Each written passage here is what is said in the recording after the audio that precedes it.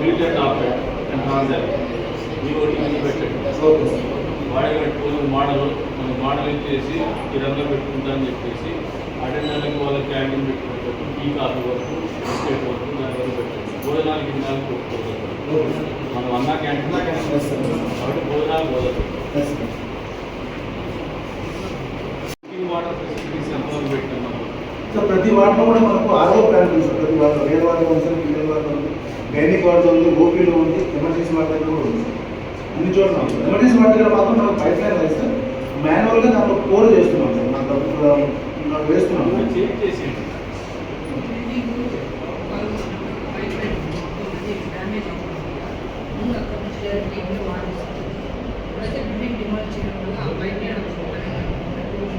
ప్రతిరోజు పొద్దున్నే లేదంటే night time 2 times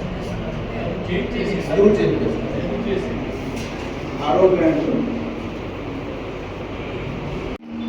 hospital admit సమావేశాన్ని చూసిన మన ఎమ్మెల్యే గారు మరియు కమిటీ మెంబర్లందరికీ అలాగే ఆసుపత్రి సిబ్బందికి నమస్కారం తెలియజేస్తున్నాను. గత మీటింగ్లో మన ఎమ్మెల్యే సార్ చెప్పినట్టుగా ఇక్కడి నుంచి ప్రతి నెల 5వ తేదీ అది వర్కింగ్ డే అయితే ఖచ్చితంగా మీటింగ్ ఉంటుంది. ఒకవేళ ఆరోగ్య రోజున అయితే ఆ తర్వాత నుంచి మీటింగ్ ఉంటుంది.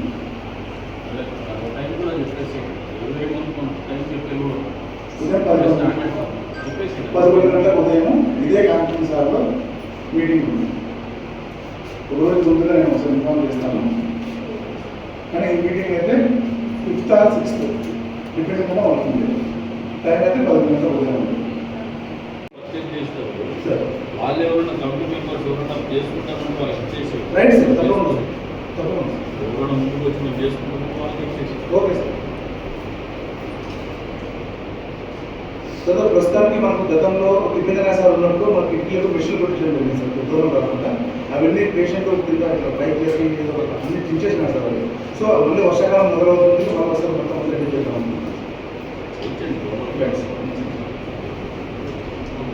తర్వాత కొన్ని చోట్ల వెస్టర్న్ టాయిలెట్స్కి పైన మూతలు పోవడము, ఫ్లష్ పంపించడం లాంటి కొన్ని గమనించాను సార్. అది అవసరం రిపేర్లో కూడా నిర్ణయం చేస్తాను. సో కర్టెన్స్ సార్, కర్టెన్స్ లేవు అసలు, కొన్ని చాలా చిరిగిపోయినాయి. సో కొత్తవి కర్టెన్స్ డోర్లు కానీ కిటికీలు కానీ అవి అంబులెన్స్ పెంచడానికి సార్ మా హాస్పిటల్ అంబులెన్స్ ప్యూరిఫైర్ ఉంటుంది సార్. ఆక్సిజన్ సప్లై చేయడానికి మిషన్ ఉంటుంది సార్. మనకి సెంట్రల్ ఆక్సిజన్ కాకుండా మిషన్ పెట్టాం ఫస్ట్. అది సరిపోతే సెంట్రల్ ఆక్సిజన్ పెడతాం. వాటిలో డిస్టిల్ వాటర్ ఉంటుంది సార్. అది 0 TDS ఉంటుంది సార్. అది అట్లా మనం కొనుగోలు చేస్తున్నాం. అది ఒకసారి ప్లాన్గా మనం పెట్టుకోగలిగితే అది మనం కొనుగోలు లేకుండా ఉంటుంది సార్. అది తర్వాత మనం దాదాపుగా 1 week 5 days అయిపోతుంది సార్. 20 days 5 days వచ్చేసి మనకి 750 rupees అని తీసుకుంటారు సార్. మిషన్ కాస్ట్ మనకి 3 to 4 lakhs పడుతుంది. దానికి రికరింగ్ ఎక్స్పెండిచర్ ఎంత వస్తుంది? దానికి ఏం లేదు సార్, పైప్ చేయడం sir. Really machine which converts electrical into mechanical energy. It needs some recurring expenditure. That will confusion in the mechanism is such. With దానికి ఏ మిషన్ తీసుకున్నా మెషిన్ రియల్లీ మెయింటెనెన్స్ ఉంటుంది. ఆరో ప్లాన్ కదా సార్. అది ఆరో plan కదా అది 0 వస్తుంది. అది 0 వస్తుంది. మన దగ్గర 30 అది 0 నెక్స్ట్ వాటి 3 to 4 lakhs కి ఇయర్లీ మెయింటెనెన్స్ ప్రైస్ ఒకటి తీసుకున్నాం. 0 మెయింటెనెన్స్ మీరు 5 లీటర్లు నెల పడుతుందా? వారానికి ఇప్పుడు మంత్లీ 35 వారానికి నెల 3 అదే బెటర్ కదా. Okay sir.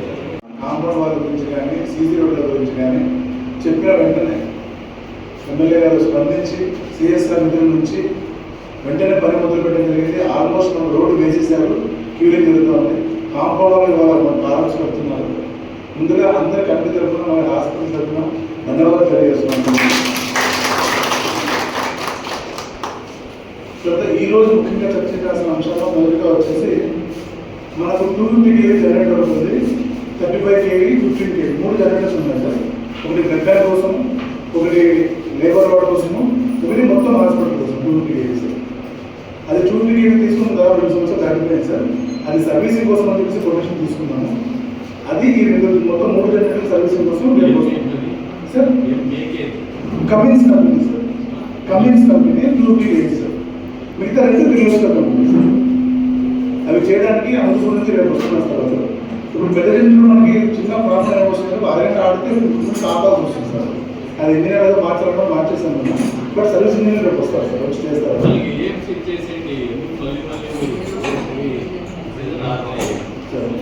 Annual maintenance contract వాళ్ళతో మాట్లాడి కంపెనీతో ఫిక్సప్ చేయాలి. మీరు మళ్ళీ ఎవరి మంత్ 2 నెలలకు ఒకసారి సర్వీస్ అవసరం అనేది కాకుండా ఏఎంసీ చేసేది కంపెనీ మన ట్యాంపర్ చేసే కింద ఉంటుంది. ఏఎంసీకి చేసేది మీరు ఇంత అనుకుంటున్నాం. ఎసెన్షియల్ అయితే ఏఎంసీలో ఇవ్వలేదంటే ఆలోచన చేస్తుంది. అందులో ఎక్కువ విషయం కూడా సార్, మనకు పిఎస్ఆర్ ప్లాంట్స్ మనకి అది కోవిడ్ టైంలో ఇన్స్టాల్ చేసినాం సార్. తర్వాత మనం దాన్ని కొన్ని రోజులు వాడి తర్వాత వాడలేదు, అవసరం కాదు కాబట్టి దాని మూలంగా తర్వాత బ్యాటరీస్ తర్వాత ఫిల్టర్లు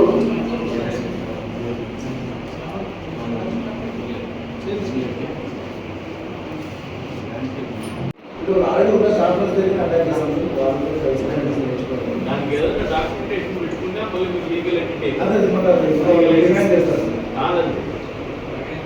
we are making some foreigner to visit your organization without having any documentation.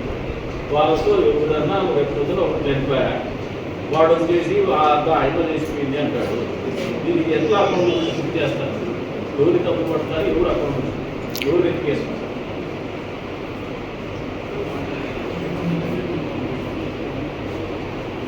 These are the rules and దీన్ని ఎక్కడ అప్ చేస్తారు తప్పు.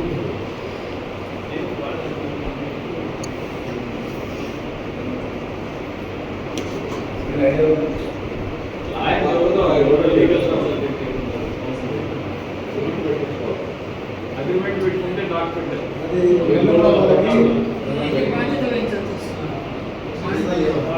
అసలు వీళ్ళకి హక్కే లేదు. అట్లా నీకు కానీ నాకు కానీ వీళ్ళకి తీసుకునేవాళ్ళు ఏ కెపాసిటీ మీరు తీసుకుంటారని మీకు తెలియజేస్తారు.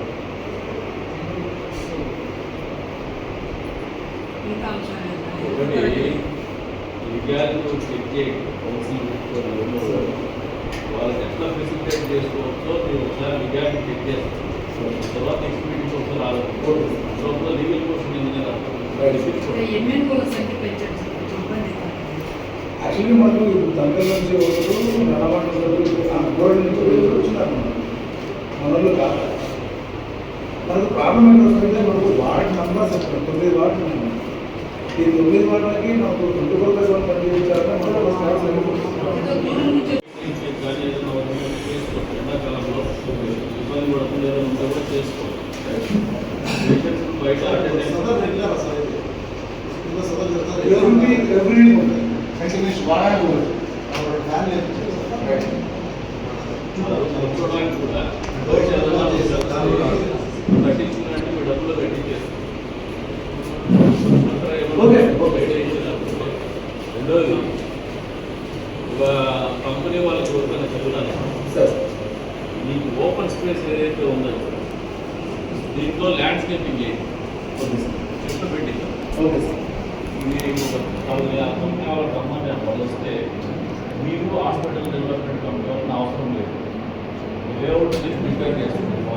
ఎక్కడెక్కడ ఓపెన్ స్పేస్ ఉంది, ఎక్కడ చెప్పుకుంటారు, ఎక్కడ ఓపెన్ స్పేస్ అంటే వాళ్ళ ఐడియా ఇస్తారు. వేరే కంపెనీ వాళ్ళకి చెప్పి మీ మీద ఫినాన్షియల్ బర్డన్ లేకుండా నేను చేయించేస్తాను. Okay sir.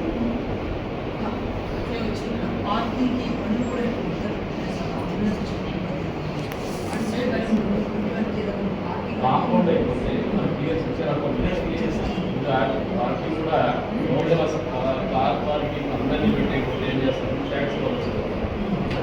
అట్లా కాకుండా పేషెంట్స్ని మామూలుగా ఇక్కడ అలైన్మెంట్ అసైన్మెంట్ పాయింట్ పెట్టేసి మళ్ళీ పంపించడానికి పెట్టి ఓకే సార్. దానికి ఎట్లా చేసి ఏర్పాటు చేస్తున్నారు. అవును సార్. మనకి పార్కింగ్ దేనికి 2 యూనిట్స్కి పేషెంట్స్ వస్తారు సార్ సదరన్ వస్తారు. అదే సార్ మీరు అన్నట్టుగా కాంపౌండ్ వాల్ అయిపోతుంది సార్, మనకు ల్యాండ్ వస్తుంది. ఆ నామనాడు ఎదురుగా ఆ కాంపౌండ్ వాల్ ఆనుకొని అక్కడ పెళ్లి చేసే స్టార్టింగ్లోనే మనకి ఎక్కడ అడ్డం లేకుండా ఆంబులెన్స్ ఆనుకోవడానికి. Okay sir. ఏర్పాటు చేసి పార్కింగ్ డబ్బులు కానీ యూజ్ చేసుకునే లేకపోతే అది చెప్పకూడదు. వాడే సెట్ చేసుకొని వాడే మెయింటైన్ చేసుకుని డబ్బులు తీసుకుని డబ్బులు పెడతారు. ఫ్రీగా వదిలినారంటే మాత్రము మళ్ళీ అది అవ్వాలి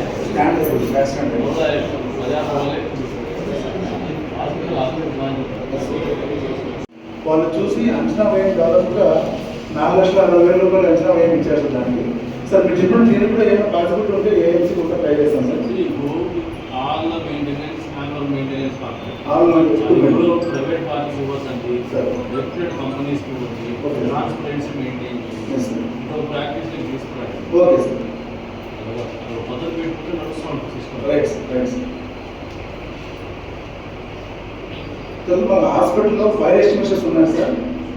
మనకు మొత్తం పౌడర్ ఫిల్ చేసినవి, తర్వాత లిక్విడ్ ఫిల్ చేసినవి ఇవన్నీ ఉన్నాయి సార్. ఇవి దాదాపుగా 1995 ఆ టైంలో కొనుగోలు చేసినాం సార్ అని. మేము మొన్న మొత్తం అది ఎక్స్పైర్ అయిపోయిందని చెప్పేసి టైం అయిపోయింది రీఫిల్లింగ్ చేశాం సార్. ఫైర్ ఎస్టిమేషన్ సార్ తిరుపతిలో ఒక 7 హిల్స్ అనే ఒకటి ఉంది సార్. 7 హిల్స్ ఫైర్ ఎస్టిమేషన్ ఇప్పుడు అతను ఫిల్ చేశారు మనకి. అతను ఫిల్ చేస్తే వచ్చి సార్ ఇది లోపలంతా నష్టపడింది, ఈ థ్రెడ్స్ కూడా ఓపెన్ అవ్వట్లేదు, మీకు ఎమర్జెన్సీ ఓపెన్ అవ్వవు, సో బెటర్ రిపేర్ చేసుకుని పొద్దు కొనుక్కోండి చెప్పారు సార్. నేను దానికి ఏం చేశానంటే త్రూ డీసీఎస్ చేసి గవర్నమెంట్కి పెట్టాను సార్. అంటే ఫస్ట్ వాళ్ళు ఒక మాట చెప్పి మనం తీసుకోవడం ఇక్కడ వాళ్ళు ఏం చెప్పారంటే మీ డీసీహెచ్ఎస్ గారిని కన్సల్ట్ అయ్యి మీ హెచ్ఎస్ పెట్టిన కన్సల్ట్ అయ్యి మీరు కొద్దిగా కొనుగోలు చేసుకుంటే గవర్నమెంట్ సప్లై చేయడం కుదరదని చెప్పేశారు. సో ఆ పాయింట్ ఒక పరిస్థితి. తర్వాత ప్రస్తుతం చాలా స్ట్రగుల్ అవుతున్న విషయం ఆర్ఎంఓ క్వార్టర్స్లో ఓపీ నిర్వహిస్తున్నాం సార్. అక్కడ ఓపీ అక్కడ ఇచ్చి అంతా చాలా కండిషన్గా ఉంది. దాన్ని మనం కొత్తగా బిల్డింగ్లో ఉన్న 13 రూములు టెంపరీగా రెడీ చేయిస్తున్నాం సార్. దాంట్లో 5 రూములకి ఇప్పుడున్న కాంట్రాక్టర్ గారు కొంచెం ఎస్టిమేట్ ఇవ్వడం జరిగింది. మన దగ్గర పాత డోర్లు చాలా ఉన్నాయి సార్, మన బిల్డింగ్ పైకి వచ్చిన డోర్లు కానీ. సో అవే డోర్లు అక్కడ ఫిట్ చేస్తాం. డోర్ అయితే కొత్త ఒక 20 వరకు ఫ్యాన్స్ ఉన్నాయి సార్, రిపేర్ చేసి పెట్టుకున్నారు, అదే అక్కడ ఫిట్ చేస్తున్నాం సార్. ఎలక్ట్రిక్ పైప్ లైన్లు, తర్వాత మీటర్లు, స్విచ్ బోర్డులు ఇవి వీటికి అవసరమైన ఖర్చు ఒకటి సార్. తర్వాత కిటికీలను బిల్డ్ చేస్తారు సార్, ఎవరిని లోపల కాకుండా లోపల సిస్టమ్స్ ఉంటాయి మనకు. వాటికి అంటే ఇప్పుడు అలా చేయమంటే మనం మళ్ళీ ఆర్డర్ వచ్చిన వెయిట్ చేయమంటున్నారు సార్. మళ్ళీ ఆర్డర్ వచ్చినప్పుడు రీఎంబర్స్మెంట్ ఇస్తారు, యూఆర్ ఇన్వెస్ట్మెంట్ మళ్ళీ వాడు కాంట్రాక్టర్కి స్కోప్ ఆఫ్ వర్క్లో ఉండదు. లేకపోతే ఇవ్వాలి కాబట్టి లేకపోతే నేను చేస్తాను, వాడు ఆ రోజున రీఎంబర్స్మెంట్ పంపిస్తాడు. Undertaking from the contractor saying that in future the work is in the scope of work which I got entered into an contract with the government of Andhra Pradesh, for which right now the hospital authorities, hospital government committee is taking initiative to provide the relief. The same thing, the cost will be reimbursed to me and చెప్పేసి ఒక undertaking తీసుకుంటాం. వాడు ఎట్లా డబ్బులు చేసుకుంటాడు, ఎప్పుడు bill చేసుకుంటాడు. అంటే మనం అది 2.5 అవుతుంది. కానీ అతను మనం స్కోప్ ఆఫ్ వర్క్ అంటే ఇంజనీరింగ్ డిజైన్ చేసినట్టు వర్క్ చేయించాలంటే చాలా ఎక్కువ ఉంటుంది. ఏదైనా కానీ ఇప్పుడు నేను మాట్లాడడంతో logic already he has bidded the tenders. He has entered into an agreement with the government of Andhra Pradesh saying that I will execute this work at the rate of so and so. End of the day he has to have execute the work. Whether this fellow is executing the work or he is going to get the contract terminated or somebody else is going to execute the work, again the scope of work is there. మళ్ళీ అయినా అతను చేస్తాడు. 2.5 lakhs అనేది కూడా అతను మళ్ళీ మాకు bill చేసుకుంటాడు కదా, మరి మనకు ఒక అండర్టేకింగ్ తీసుకోండి. మనకు డబ్బులు మన ఊరిదేది, మన హాస్పిటల్ పోదానికి వాడుకోవచ్చు. వాడు బిల్లు చేసుకుంటే 50 ఊరు వచ్చి వాడు లక్షకుందని మనం ఎందుకు చేసిన మనీ ఇది అండర్టేకింగ్ తీసుకున్నాం. Okay sir. ఇప్పుడు కొత్తగా మనం షిఫ్ట్ చేసిన ఊరుకు ఒక ఇన్వర్టర్ కొనుగోలు కోసం సార్, అక్కడ డాక్టర్స్ పేషెంట్లు ఉన్నప్పుడు మనం ఇన్వర్టర్ తీసుకుంటున్నాం సార్. దానికి మీకు జనరేట్ కనెక్ట్ చూడడానికి లేదు సార్, ప్రస్తుతానికి ఇవ్వలేదు, చేస్తే మొత్తం ఇవ్వాలి. అందుకే డబ్బులైతే ఇన్వర్టర్ పెట్టుకున్నాం సార్. మళ్ళీ మొత్తం బిల్డింగ్ రెడీ అయిన తర్వాత మనం కనెక్షన్ ఇస్తాం. బ్యూటీ డాక్టర్ రూమ్కి ఒక ఏసీ కొనుగోలు కోసం ఒక ప్రస్తుతం ఉంది అసలు ఎన్ని రూములు 13 చేస్తున్నారు? రూములు ఉంది సార్. 13 రూముల్లో డాక్టర్స్ అక్కడ కాదు సార్, ఇక్కడ ఎమర్జెన్సీ వాళ్ళు డ్యూటీ నైట్ ఉంటారు కదా సార్, ఆ ఒక్క రూమ్ లేదు అక్కడ కాదు సార్. అక్కడ కూడా పెట్టుకోండి. నేను చూసిన అక్కడ మీకు ఏసీ అడగడంలో న్యాయం ఉంది. ఎందుకంటే మీరు పని చేయాలి. ఈ టెంపరేచర్లో అది లేకుండా పని చేయడంలో నరకమే. పెట్టుకునే డోంట్ మైండ్ రిలాక్స్